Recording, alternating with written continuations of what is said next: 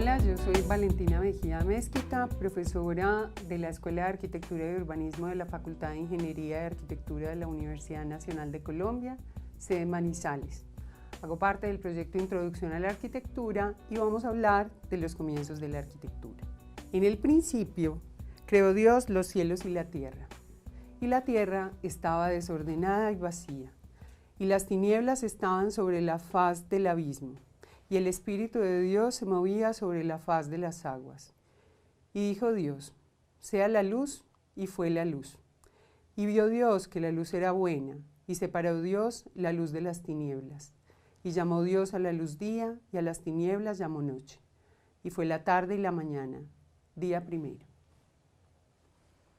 Valga decir que hace más o menos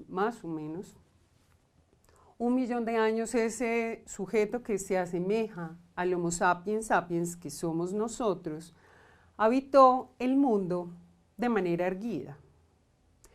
Hace más o menos unos 7.000 años empezaron a organizarse en formas de colectividad, en vida aldeana, y finalmente nació eso que vamos a llamar la ciudad. La realidad es que el mundo ha sido profusamente poblado, básicamente en unas regiones más que en otras. Valdría recordar que el hombre apareció, ese hombre que es nuestro antecesor, apareció en el territorio africano, pobló en buena medida el territorio asiático, luego el territorio europeo y muy seguramente finalmente el territorio americano. El punto es que esa decisión que lo llevaría a convertirse en nómada sedentario estuvo profundamente ligada a las condiciones que le permitían una facilidad en términos del habitar. Esa facilidad en términos del habitar estuvo ligada a eso que vamos a llamar los comienzos de la arquitectura. La vida en ciudad, que está ligada a esos comienzos de la arquitectura, está sensiblemente direccionada a unas formas de organización política que permiten una vida en colectivo, es decir, el establecimiento de unos roles, unas formas de vinculación con el territorio que finalmente los obligan a centrarse en él, a fundarse en él y establecer una relación sin lugar a dudas afectiva con él. Esa relación afectiva ha hecho que en muchos lugares del planeta nuestras formas de habitación en unos territorios que han hecho que nos liguemos en unos más que en otros, que incluso hayan permitido que las ciudades hayan existido a lo largo de los tiempos y podamos decir que hay ciudades que pueden contar hoy en día con 7.000, 8.000 o incluso hasta 10.000 años, han estado ligadas a las condiciones que han permitido que esos sujetos se hubieran pasado de ser nómadas a ser sedentarios. Es decir, las condiciones propias para la agricultura, la ganadería y la sobrevivencia de la especie humana. La pregunta que valdría la pena hacerse cuando reflexionamos en esos comienzos de la arquitectura es ¿cuáles son los orígenes de la vida en ciudad? Es decir, ¿qué hay, qué nos antecede para que finalmente nos hubiéramos organizado en eso que hoy reconocemos, evidenciamos y nos cuestiona sensiblemente, que es la vida en ciudad? Prácticamente podríamos decir que la vida en ciudad es enraizarse, es erguirse, es tomar posesión o establecer límites. Y todas estas condiciones se suceden en un territorio que hemos identificado, que conocemos básicamente porque los griegos así lo definieron como Mesopotamia. Prácticamente vamos a valernos de esta conversación alrededor de los comienzos de la arquitectura hablando de Mesopotamia. Mesopotamia es un territorio que vamos a encontrar en el territorio de la Asia Oriental, por decirlo más o menos así, donde confluyen dos ríos, el Tigris y el Éufrates, un valle fértil, es decir, un territorio que tenía las condiciones para que hubiera agricultura, ganadería y vida sedentaria. Esa vida sedentaria se ha visto claramente representada por la existencia de algunas ciudades que hoy en día incluso conocemos a través de sus ruinas y otras que conocemos porque básicamente siguen siendo ciudades habitadas. Estas ruinas que nos permiten identificar algunas de las ciudades tal vez más mencionadas de la historia, como Ur, Uruk, Babilonia, Nínive, por citar algunas, insisto, de las más mencionadas, dejando tal vez de lado Erbil o Arbil, que es sin lugar a dudas una de las ciudades con mayor continuidad de habitación en el planeta, son de alguna manera los comienzos de la arquitectura. Dice la cosmogonía mesopotámica sobre sus orígenes algo como lo siguiente: cuando en lo alto el cielo no había sido nombrado, no había sido llamado con un nombre abajo la tierra firme, nada más había que el Apsu primordial, su progenitor, y Mummu Tiamat, la que parió a todos ellos.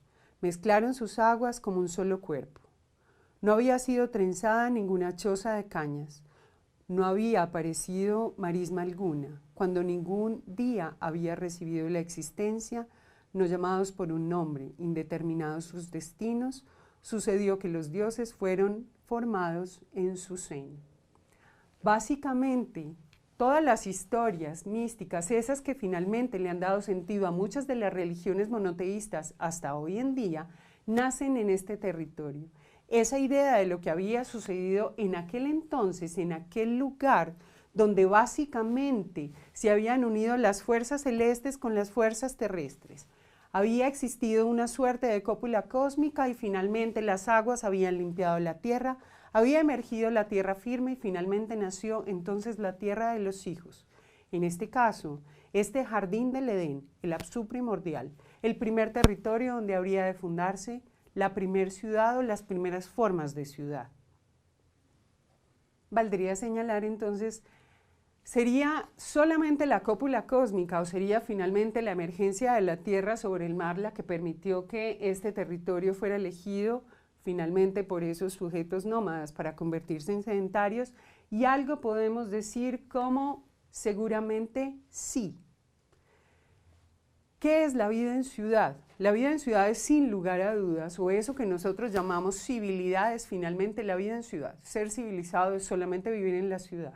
No es ser un sujeto culto, no es estar finalmente distinguido por una sabiduría particular, sino básicamente habitar en la ciudad. Entonces, el surgimiento de las primeras civilizaciones, es decir, el paso de la vida sedentaria aldeana a la vida en colectividad en forma de ciudad, se sucede básicamente en Mesopotamia. Es decir, en Mesopotamia se suceden lugares, sustentos, excedentes, comunicaciones, ideología, es decir, nacerían ahí entonces los primeros modelos urbanos o los primeros modelos de poder. Y la respuesta es sin lugar a dudas sí. Sí, ahí nacieron las primeras formas de poder, unas que se mantienen claramente vigentes hasta nuestros días.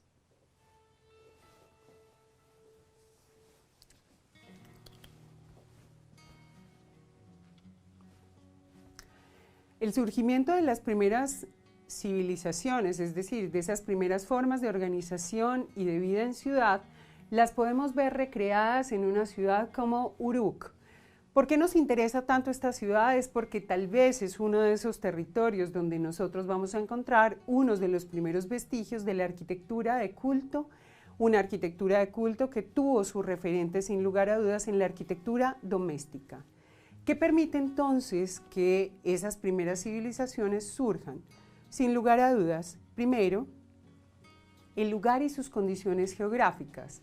Esas condiciones del lugar estarían atravesadas por el hecho de que hubiera una fuente hídrica, en este caso los ríos, Tigris y Éufrates, y que finalmente ese limo que alimentaba el valle permitiera entonces el surgimiento de la vida, esa que permitiría que se convirtieran en pescadores, en agricultores y que llevaran finalmente agua a sus hogares o que la pudieran llevar entonces a sus formas de organización colectiva, como podrían ser unas fuentes comunes. El segundo tiene que ver con el cambio de sistema de sustento a la agricultura y a la ganadería, es decir, dejamos de ser nómadas donde somos cazadores y recolectores y nos convertimos en agricultores y ganaderos. Domesticamos a los animales y esa de alguna manera se convierte también en nuestra forma de domesticación del mundo. nuestra forma de dominio y de entendimiento incluso de separación con esos seres que nos habían acompañado hasta ahora en una misma condición animal. Ahora trabajan con nosotros. No trabajan para nosotros, trabajan con nosotros e incluso hay evidencias históricas que muestran que establecimos una relación afectiva con esos animales porque tuvimos mascotas, como las tenemos hoy en día. Lo tercero tiene que ver con la gestión de los excedentes socioeconómicos y la división del trabajo.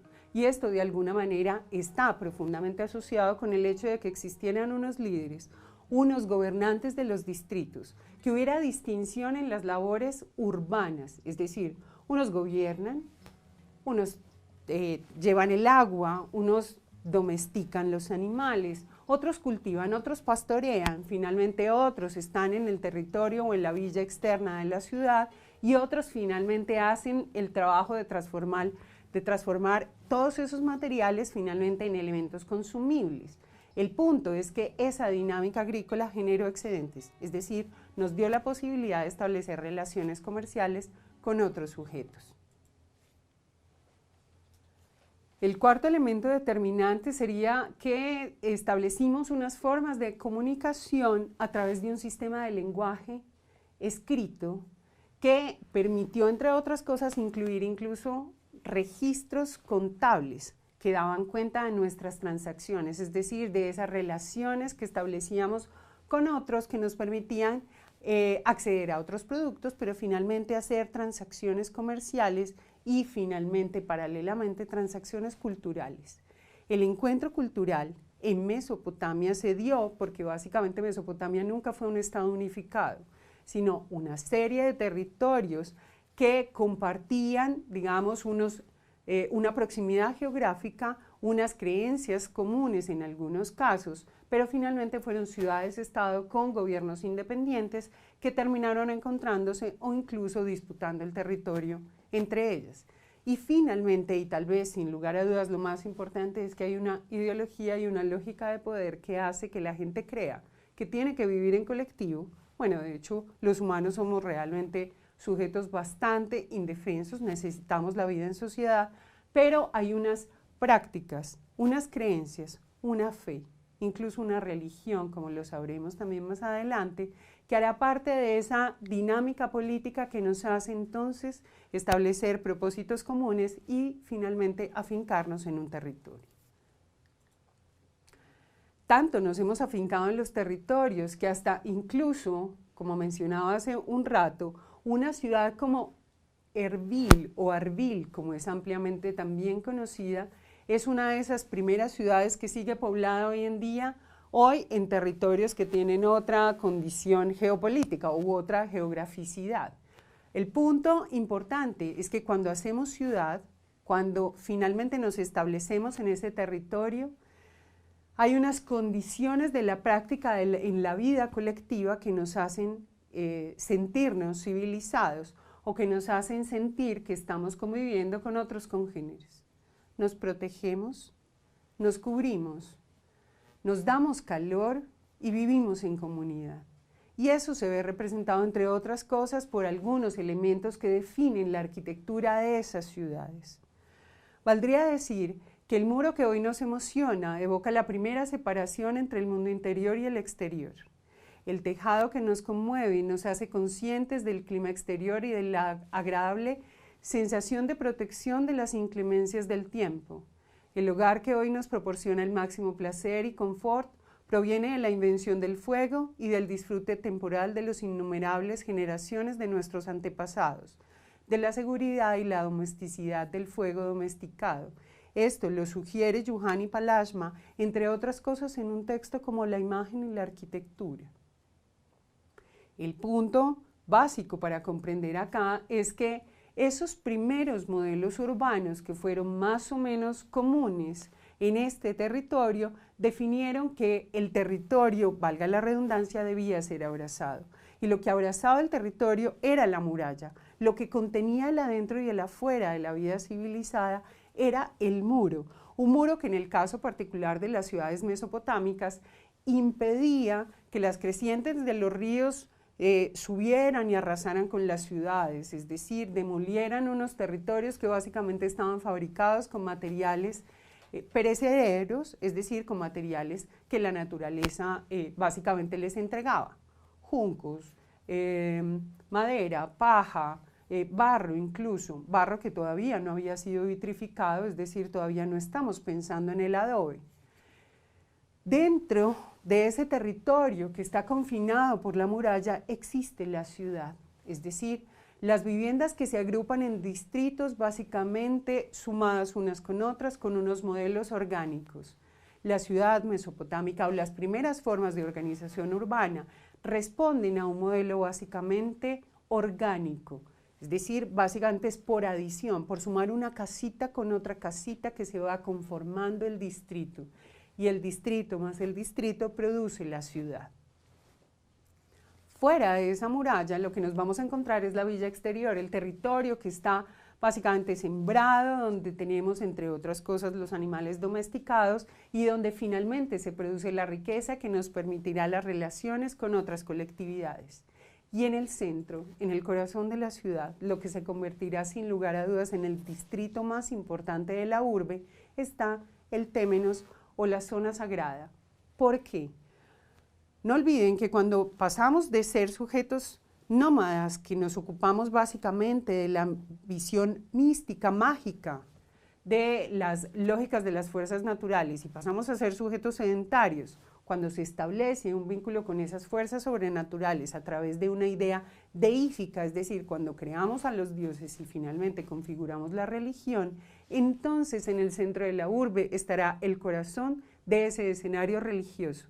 En este caso, el escenario que dará cabida a los primeros templos, unos primeros templos que tuvieron como modelo arquitectónico las arquitecturas domésticas, es decir, la casa, y posteriormente la gran emergencia de las dinámicas arquitectónicas de mayor calado, es decir, el sigurat. ¿Por qué nos importa tanto el templo? Nos importa el templo porque de alguna manera los hombres hicimos dioses y esos dioses le daban sentido a nuestra existencia en un territorio. Porque finalmente los dioses es lo que nos permite el vínculo entre lo que vemos y lo que no vemos. ¿Qué es lo que no vemos? Lo que sucede cuando uno de mis congéneres se muere. Es decir, cuando ese sujeto deja de estar animado en su fisicidad y aparentemente, como lo creerán por ejemplo los egipcios, ese sujeto entonces viaja a otro mundo. Esta no era una creencia de los mesopotámicos, por ejemplo, es decir, los sujetos eran mortales y por eso básicamente sus arquitecturas de culto son arquitecturas de culto a la vida, no a la muerte como sucederá en el caso egipcio, del que alguna vez sin lugar a dudas hablaremos. La segunda es que el templo es un escenario donde establecemos una relación directa, espacializada entre los hombres y los dioses, entre los poderes invisibles. Es también, sin lugar a dudas, el lugar de residencia de los dioses en la tierra, en forma de la primera vivienda humana, una vivienda humana que tuvo básicamente un planteamiento de planta circular, cuerpo cónico, cuerpo cilíndrico y cubierta cónica, y que con el tiempo migraría a la forma de expresión arquitectónica más compleja que conoceríamos en ese territorio, que será la casa-patio o el palacio. Y finalmente, es porque con el templo nace la monumentalidad arquitectónica. Y esa monumentalidad arquitectónica, sin lugar a dudas, la veremos representada en el sigurat, o en el templo que se instala sobre una torre escalonada. ¿Por qué instalamos templos sobre torres escalonadas? Porque básicamente la torre escalonada es una representación de ese Apsu primordial, de ese que cuando referíamos la cosmogonía surgía después de esa tromba cósmica donde se unían Mumutiamat, el Apsu primordial, las aguas descendían, es decir, emergía la colina donde podía existir la vida. Y en esa colina más elevada donde se instalaba el templo, con el tiempo se darían las artificializaciones a mayor escala, es decir, la arquitectura monumental. Grandes plataformas en cuya sucesión se terminaría por instalar un templo. El ejemplo tal vez más reconocido que podemos encontrar en la literatura será la Torre de Babel. La idea de que finalmente el hombre intentó erigir un edificio para llegar al territorio donde habitaban los dioses, es decir, construir un edificio tan vertical que lo llevara finalmente a los cielos. Esa intención de elevarnos hacia los cielos finalmente muestra una reflexión final en estos comienzos de la arquitectura, y es: cuando comienza la arquitectura, cuando nos establecemos en un territorio, cuando fundamos ciudades, cuando nos establecemos como colectivo, también finalmente definimos unas relaciones de proximidad o distancia. Nuestras primeras relaciones con los dioses, que fueron cercanas porque los dioses habitaban en algo que era muy parecido a nuestra casa, incluso habitaron nuestra casa, es más, hasta hoy en día siguen habitando muchas de las casas, se fue haciendo claramente distinta en la medida en que las formas hegemónicas del poder territorial cambiaron. Mientras las ciudades-estados se fueron haciendo complejas y fueron apareciendo gobernantes, incluso tiranos, entonces esos dioses se fueron haciendo lejanos. Esa distancia que establecimos con los dioses también daría la posibilidad de la emergencia de unas nuevas arquitecturas, en este caso, las arquitecturas de la vertical, las que muestran que tenemos un propósito con esos edificios de ascender a los cielos. Ese ascenso a los cielos, valga preguntarse, ¿cómo fue posible hacerse en aquel entonces? Tal vez porque uno de los ejemplos más complejos que tenemos para entender estas formas arquitectónicas son las pirámides. Pero valdría decir que el gran propósito humano de artificializar el mundo que lo rodea es lo que le da sentido a eso que llamamos los comienzos de la arquitectura. Muchas gracias.